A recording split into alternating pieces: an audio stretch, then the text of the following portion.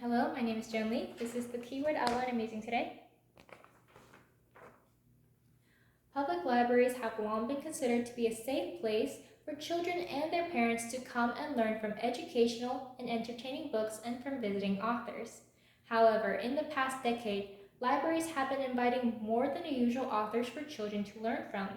Libraries have been inviting drag queens to read to children and promote the LGBTQ plus community, which has incited controversy among parents and other parties over the benefits and dangers of exposing their children to these kind of environments.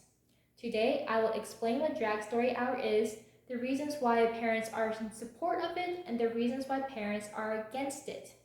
First, in order to understand the arguments behind this controversial topic, I believe it's only right to start by exploring the origins behind this program. Drag Story Hour first appeared in 2015 in the city of San Francisco by Michelle T. and Radar Productions, a non-for-profit organization that supports the LGBTQ plus community. According to a 2022 article in The Guardian, Michelle T., author of queer novels and founder of Drag Story Hour, claims that she wanted to create an environment that teaches children the importance of diversity, self-love, and appreciation of others. It sparked from her desire to encourage more youth to read books while promoting inclusivity. She determined that since only heterosexual relationships were taught to be normal, many environments that children were exposed to were non-inclusive. So in 2015, she created Radar and formed Drag Queen Story Hour. In Drag Story Hour, the official website for the non-for-profit organization, they state that their mission is to promote diversity among children while allowing them to interact with drag queens through library readings. So in public libraries across America, drag queens come and read books to children aged 3 to 11 years old about the importance of being yourself and of the LGBTQ plus community. The main message they wish to convey is that it's okay to be different and you should accept who you choose to be. And more parents have been supportive of these kind of messages. Those who support this message claim that they want to teach their children the core values of inclusivity and acceptance from a young age. In the Los Angeles Times, Mel Murphy, a mother of a 1.5-year-old son, was interviewed and claimed that she and her family enjoy coming to Drag Story Hour because it teaches her child about diversity in a fun and loving environment. Mrs. Murphy shares the sentiment of several other parents who view drag queens as nothing else but ladies with extravagant makeup who read to their children. Michelle T. also adds in the Los Angeles Times that more straight couples have been bringing their children to Drag Story Hour because they view it as the children's shows they used to watch when they were kids, such as the Muppets.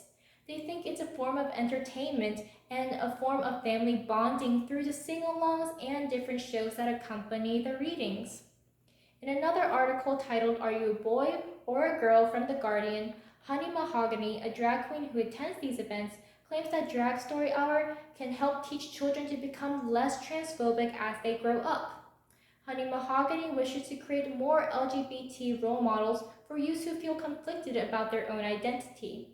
So Drag Story Hour is seen as one of many conduits that makes youth feel safer when they choose to publicly come out as gay or trans. It can also be seen to educate parents on how to be accepting of their child when they choose to come out, thus promoting a more welcoming and loving environment for the entire family. As Drag Story Hour continues to gain support from libraries, parents, and the LGBTQ plus community, there is also a growing opposition that states that Drag Story Hour promotes dangerous ideas to their children. They state that it is a social agenda used to groom children to accept immoral values of sexuality.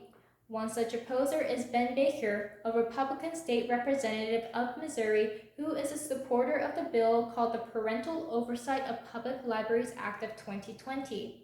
According to Mr. Baker in the Kansas City Star, he states that this bill will give parents the right to choose what kind of programs are welcome in their community libraries. It came as a response to Drag Story Hour as parents claim that they have a right to protect their children from inappropriate material.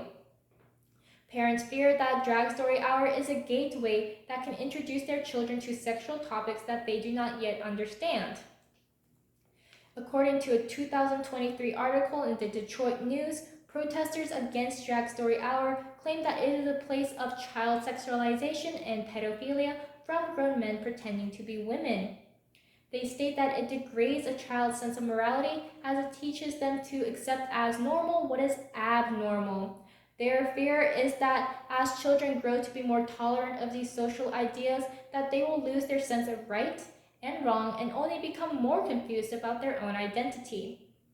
Parents and conservative politicians are not the only ones speaking out against Drag Story Hour. Drag queen Katie Demure has called parents irresponsible for bringing their children to Drag Story Hour.